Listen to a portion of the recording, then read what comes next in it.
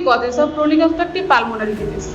Chronic obstructive pulmonary disease is a progressive lung disease that make it difficult to breathe, and understanding its causes essential for prevention and management. Some of the causes of chronic obstructive pulmonary disease. Pollution. Smoking and air pollution are the most common causes of chronic obstructive pulmonary disease. Chemical exposure, particularly to certain dust, fumes and gases. Chronic bronchitis.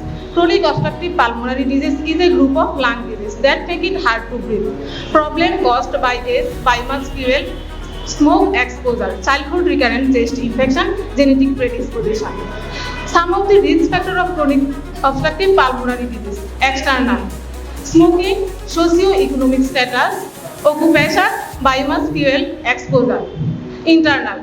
Genetic factor, gender, chronic mucus hypersecretion. Other. Airway hyperresponsiveness, elevated immunoglobulin, asthma, environmental pollution, recurrent bronchopulmonary infection. That's all from my side. Now I would like to request my next group member, Hafsa, to continue the presentation. Thank you.